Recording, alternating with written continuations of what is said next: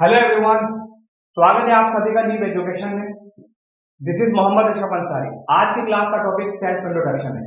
जी हाँ दोस्तों, अगर हमारा सेल्फ इंट्रोडक्शन अच्छा होगा तो हमारी आगे की कन्वर्सेशन भी अच्छी होगी, क्योंकि सेल्फ इंट्रोडक्शन हमारी कन्वर्सेशन का एक स्टार्टर होता है। First impression is the last impression. जी हाँ दोस्तों, ये कहावत मुझे पता है, हम सभी को पता है, इसलिए हमारा फर्स्ट इंप्रेशन बहुत अच्छा होना चाहिए। सेल्फ इंट्रोडक्शन भी हमारा स्टार्टर है, इसलिए इसको नेचुरल, इंप्रेसिव, अट्रैक्टिव होना चाहिए। कुछ लोग इसे छोटी चीज समझकर इसके ऊपर प्रैक्टिस इसको अच्छा, नेचुरल, इंप्रेसिव नहीं बनाते, जिसकी वजह से इंटरव्यू में हर जगह जब भी उन्हें अपने आप को रिप्रेजेंट करना होता है वो घबरा जाते हैं, नर्वसनेस आ जाती है। दिल इतनी तेजी से धड़क रहा होता है मानो उनकी दिल की धड़कन राजधानी एक्सप्रेस से भी ज्यादा तेज दौड़ रही होती है, और दिल की हालत दोस्तों ऐसी होती है कि आज सीने से बस बाहर निकल आएगा।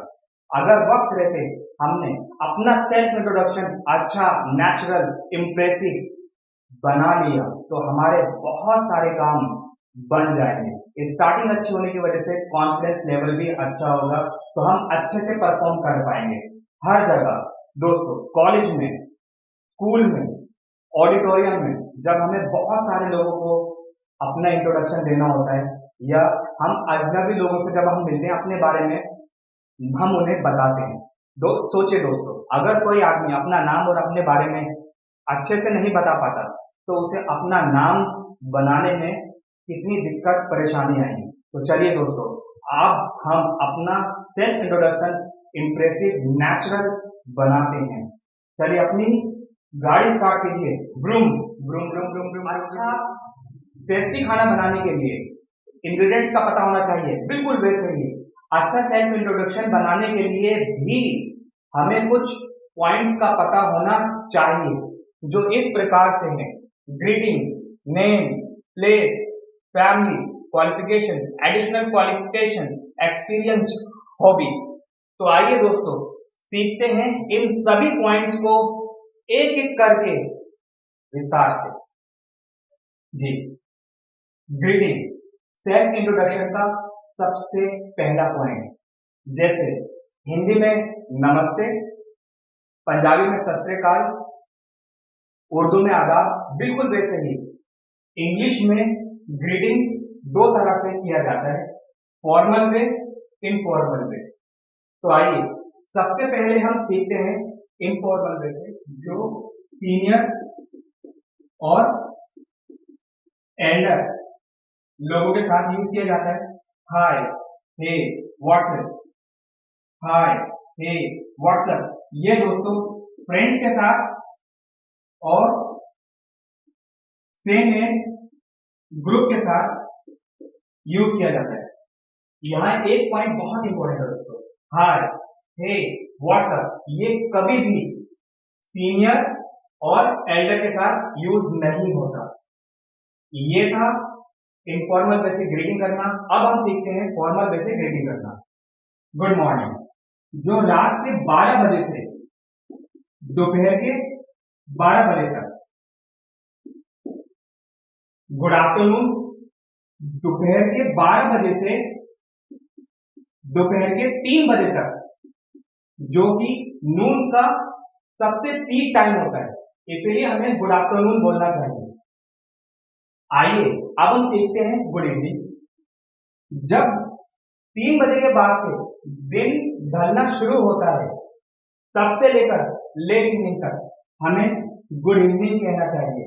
मैं एक बार फिर रिपीट करता हूं दोस्तों, गुड इवनिंग हम तब यूज करते हैं 3 बजे के बाद से, जब दिन ढलना शुरू होता है तब से लेकर लेट इवनिंग तक हमें गुड इवनिंग कहना चाहिए। लेट इवनिंग तक, लेट इवनिंग तक। यहां पर एक पॉइंट दोस्तों बहुत इंपॉर्टेंट है, हम गुड नाइट, गुड बाय कब बोलें? जब हम लेट इवनिंग में किसी से मिलते हैं, हमारी मुलाकात होती है, तो उस समय हमें गुड इवनिंग बोलना चाहिए। मीटिंग खत्म होने के बाद हमें गुड नाइट और गुड बाय बोलना चाहिए। कभी कभी कुछ लोग ये गलती कर देते हैं जब वो डिपार्चर हो रहे होते हैं, अपने अपने घर जा रहे होते हैं मीटिंग के बाद, तो उस टाइम वो गुड इवनिंग बोल देते हैं। ये तरीका गलत है।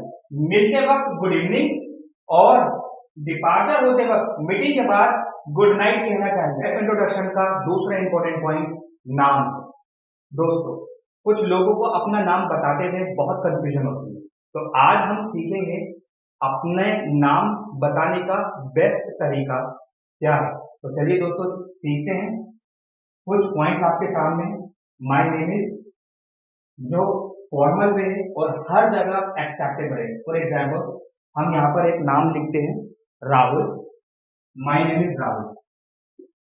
ये नाम बताने का सबसे बेस्ट वे है, जो हर जगह एक्सेप्टेबल है, इंटरव्यू में और हर जगह। दूसरा पॉइंट मैं बताना चाहूंगा, माई सेल्फ। ये बिल्कुल गलत तरीका है। माई सेल्फ से कोई सेंटेंस कभी भी स्टार्ट नहीं होता, तो ये बिल्कुल गलत तरीका है अपना नाम बताने का। दिस इज, ये सेलिब्रिटी के लिए यूज होता है, पॉपुलर लोगों के लिए यूज होता है। जैसे this is Sachin Tendulkar, this is Akshay Kumar. इसमें एक दोस्तों एटीट्यूड झलकता है, एक एटीट्यूड की एक फीलिंग आती है, जिसकी वजह से ये हर जगह एक्सेप्टेबल नहीं है। इंटरव्यू में आप नहीं बोल सकते दिस इज राहुल, ये गलत तरीका है। माय नेम इज, मैं फिर कहता हूं कि माय नेम इज सबसे बेस्ट, सबसे अच्छा तरीका है। Hello, I am, you can call मी, ये एक इनफॉर्मल वे है जो आजकल मॉडर्न इंग्लिश में बोला जाता है। Hello, I am Rahul, you can call me Rahul. Hello, I am Rahul, you can call मी राहुल। ये एक इनफॉर्मल और एक मॉडर्न तरीका है जो आजकल की जनरेशन बोलती है। सेल्फ इंट्रोडक्शन का तीसरा पॉइंट, प्लेस, यानी हम अपना एड्रेस कैसे बताते हैं। एड्रेस बताने के 4 इंपॉर्टेंट पॉइंट्स होते हैं।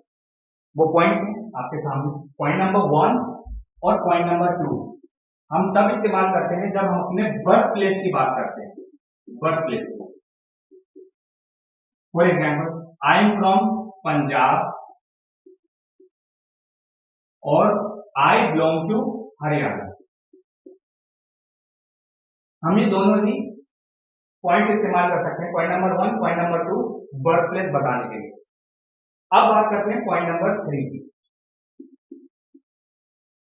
जब हमारा बर्थ प्लेस यानी जहां पर हमारा जन्म हुआ है और करंट प्लेस जहां पर हम रह रहे हैं, जब ये दोनों एक ही होते हैं, तब हम इस तीसरे पॉइंट का इस्तेमाल करते हैं। आई लिव एट लक्ष्मी नगर इन दिल्ली। मैं लक्ष्मी नगर में रहता हूं जो दिल्ली में है। एक कॉन्सेप्ट बहुत इंपॉर्टेंट है, एक और इनका। एक हम स्मॉल एरिया के साथ इस्तेमाल करते हैं, इनका इस्तेमाल हम बिग एरिया के साथ करते हैं। मैं दोबारा बोलता हूं, एट का इस्तेमाल स्मॉल एरिया के लिए, इनका इस्तेमाल बिग एरिया के लिए। अब हम बात करते हैं दोस्तों अपने 4th पॉइंट की। जब हमारा बर्थ प्लेस और करंट प्लेस दोनों अलग अलग हों, तब हम इस तरह बोलते हैं, आई एम बेसिकली और originally from UP and currently living in Delhi. Means I am basically और ओरिजिनली फ्रॉम यूपी, मैं यूपी से हूं, मेरा बर्थ प्लेस यूपी है, लेकिन करंटली मैं दिल्ली में रह रहा हूं। बर्थ प्लेस अलग है और करंट प्लेस जहां पर मैं रह रहा हूं वो अलग है, तब हम इस पॉइंट का इस्तेमाल करते हैं। ये चारों पॉइंट्स, ये 4 पॉइंट्स बहुत इंपॉर्टेंट है अपने एड्रेस बताने के लिए। अब हम चलते हैं अपने 4th पॉइंट की ओर, जो सेल्फ इंट्रोडक्शन बताने के लिए बहुत अहम और बहुत इंपॉर्टेंट है। सेल्फ इंट्रोडक्शन का चौथा इंपॉर्टेंट पॉइंट, फैमिली बैकग्राउंड। हम अपने फैमिली बैकग्राउंड के बारे में कैसे बताएं। सबसे पहले हम लोग फैमिली मेंबर्स के बारे में बताते हैं, फिर उसके बाद पेरेंट्स के बारे में बताते हैं, फिर सिबलिंग के बारे में बताते हैं। तो आइए जानते हैं एक एग्जाम्पल फैमिली मेंबर। मान लेते हैं मेरे घर में 5 मेंबर्स हैं, तो मैं ऐसे बताऊंगा there are 5 members in my family. अब बात करते हैं हम अपने पेरेंट्स के बारे में कैसे बताते हैं, उनका नाम कैसे बताते हैं और उनके काम कैसे बताते हैं। My father's name is mister Ram Prasad and he is a businessman. जब अगर मेरे पापा बिजनेसमैन हैं, अपना काम करते हैं, तो मैं ऐसे बताऊंगा ही इज अ बिजनेसमैन। और अगर वो किसी कंपनी में काम करते हैं तो he works in A private company. और अगर वो कोई प्रोफेशन में है, अकाउंटेंट है, डॉक्टर है या फिर टीचर है, तो हम ऐसे बोलते हैं he is an accountant, teacher या doctor, he is a doctor, right. तो हम इस तरह से अपने फैमिली मेंबर्स के बारे में बताते हैं। पापा के बारे में जब भी हम नाम लेंगे उनका, तो हम सबसे पहले उनके नाम से पहले मिस्टर लगाते हैं। अब हम बात करते हैं मदर से। जब हम अपनी मम्मी का नाम बताते हैं तो उनके नाम से पहले हम मिसेस लगाते हैं। ये बात बहुत जरूरी है कि हम मिस्टर और मिसेस कब लगाते हैं, ये आपको अब पता चल गया होगा। My mother's name is Mrs Kamala Devi. अगर वो घर चलाते हैं, एक हाउस वाइफ है, तो she is a house wife और होम मेकर, हम इस तरह से बता सकते हैं। और अगर वो किसी कंपनी में काम करते हैं, जॉब करते हैं, तो बिल्कुल हम वैसे बताते हैं उनके बारे में जैसा अभी हमने अपने पापा के बारे में बताना सीखा है। अब बात करते हैं अपने सिबलिंग के बारे में, यानी भाई और बहन। मान लेते हैं मेरे 3 भाई बहन हैं। We are 3 sibling, 2 brothers and a sister। 2 brothers, to be plural, 2। तो brothers S I. We are 3 sibling, हम 3 भाई बहन हैं। 2 brothers, 2 भाई हैं और 1 बहन। कुछ इंपॉर्टेंट टर्म्स दो, वो टर्म्स एल्डेस्ट और एल्डर। एल्डेस्ट ब्रदर और सिस्टर सबसे बड़ा भाई और सबसे बड़ी बहन के लिए इस्तेमाल किया जाता है। एल्डर ब्रदर और एल्डर सिस्टर, हमसे बड़ा भाई और हमसे बड़ी बहन के लिए हम एल्डर ब्रदर और एल्डर सिस्टर इस्तेमाल करते हैं। अब बात करते हैं यंगेस्ट की और यंगर की। यंगेस्ट ब्रदर और यंगेस्ट सिस्टर, सबसे छोटा भाई और सबसे छोटी बहन के लिए यंगेस्ट ब्रदर और यंगेस्ट सिस्टर यूज किया जाता है।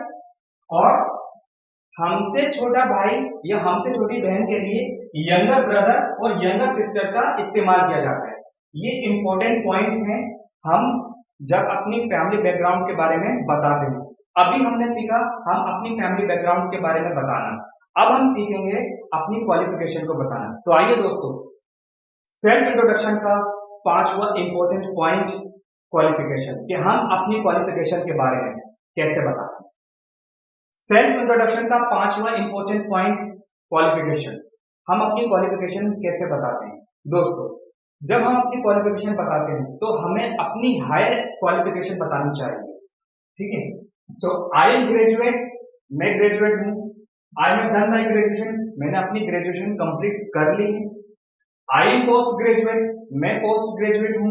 I have done my post graduation, मैंने अपनी पोस्ट ग्रेजुएशन कंप्लीट कर ली है। लेकिन अगर मेरी हायर एजुकेशन कंप्लीट नहीं हुई है, परसुइंग है, कंटिन्यू है, जारी है, तब हम इस तरह बोलते हैं I am in first year और सेकेंड ईयर, मैं फर्स्ट ईयर में हूं या फिर सेकेंड ईयर में हूं। I am in BA final year, मैं बीए फाइनल ईयर में हूं। आई एम परसुइंग ग्रेजुएशन, ये परसुइंग वर्ड है जिसका मतलब कंटिन्यू, यानी स्टडी मेरी जारी है।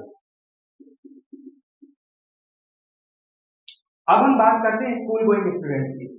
I am in 6th class, I am in 8th class, I am in 10th grade. Class, standard, grade, हम इन तीनों वर्ड्स में से कुछ भी इस्तेमाल कर सकते हैं, तीनों वर्ड्स ठीक हैं। दोस्तों, हमने सीखा अपनी क्वालिफिकेशन बताना ग्रेजुएशन लेवल पर और स्कूल लेवल पर। क्वालिफिकेशन बताना बहुत इंपॉर्टेंट होता है, किस तरह हम अपनी क्वालिफिकेशन को बताते हैं ये हमें आना चाहिए। अब क्वेश्चन का छठा इंपॉर्टेंट पॉइंट है एडिशनल क्वालिफिकेशन। एडिशनल क्वालिफिकेशन में हम स्किल डेवलपमेंट की बात करते हैं, जो स्किल डेवलपमेंट के कोर्सेज हम अपनी स्टडी के साथ कर रहे होते हैं या फिर कर चुके होते हैं। For example, I have done basic computer, मैंने बेसिक कंप्यूटर का एक कोर्स कर लिया है। आई हैव डन टैली, मैंने टैली का एक कोर्स कर लिया है। I am doing fashion designing course, मैं फैशन डिजाइनिंग का कोर्स कर रहा हूँ। डिप्लोमा इन डिजिटल मार्केटिंग, इस तरह की स्किल डेवलपमेंट के जो कोर्सेज हम कर रहे होते हैं, इसको हम एडिशनल क्वालिफिकेशन में बताते हैं। इसके बाद अब हम बात करते हैं वर्क एक्सपीरियंस की, जो सेल्फ इंट्रोडक्शन का 7वां इंपॉर्टेंट पॉइंट है, वर्क एक्सपीरियंस। वर्क एक्सपीरियंस में हम अपना एक्सपीरियंस शेयर करते हैं, जिसमें हम 3 इंपॉर्टेंट पॉइंट बताते हैं और हमें याद रखने चाहिए। Name of company, working years और पोजीशन, ये 3 इंपॉर्टेंट पॉइंट है। For example, I have 3 years experience working in HP as a manager, तो मैंने नेम ऑफ कंपनी बताया, वर्किंग ईयर्स बताया और अपनी पोजीशन बताई कि किस पोजीशन पे मैंने काम किया। ये एक सही तरीका है अपना वर्क एक्सपीरियंस बताने का। दोस्तों, यहाँ पर एक बहुत इंपॉर्टेंट पॉइंट है एपोस्ट्रोफी का। कुछ लोग इससे एक गलती कर देते हैं जो हमारे रिज्यूम में और हमारे बोलने में दिखती है। For example, I have 3 years experience working in HP as a manager. तो एपोस्ट्रोफी एस के बाद ये एक सही तरीका है, ये बिल्कुल सही पैटर्न है अपना वर्क एक्सपीरियंस बताने का। या फिर हम ऑफ लगा देते हैं, ये भी बिल्कुल करेक्ट। लेकिन I have 3 years experience working HP as a manager, ये गलत है, ये भी गलत है। I have 3 years experience working in HP as a manager, apostrophe S से पहले लगा हुआ है यहाँ पर, और यहाँ पर एपोस्ट्रोफी लगा हुआ ही नहीं है, इसलिए ये दोनों एग्जाम्पल्स गलत हैं और ये वाली 2 एग्जाम्पल्स बिल्कुल करेक्ट है। सेल्फ इंट्रोडक्शन का लास्ट और 8वां इंपॉर्टेंट पॉइंट है हॉबी। हॉबी का मतलब शौक, यानी एक्टिविटी और एक्टिविटीज को बताना जो हम अपने आप को रिलैक्स करने के लिए, हैप्पी करने के लिए और एंटरटेन करने के लिए करते हैं अपने खाली टाइम पर।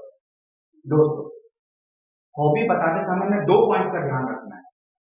हॉबी इज, जब हमारी एक हॉबी होती है तो हम इस तरह बोलते हैं my hobby is playing cricket, या फिर my hobby is watching TV. जब एक हॉबी हो तो माई हॉबी इज, लेकिन जब 2 या 2 से ज्यादा हॉबीज होती है, माई हॉबीज आर का इस्तेमाल किया जाता है। My hobbies are playing cricket and watching TV, या फिर my hobbies are reading book and listening to music.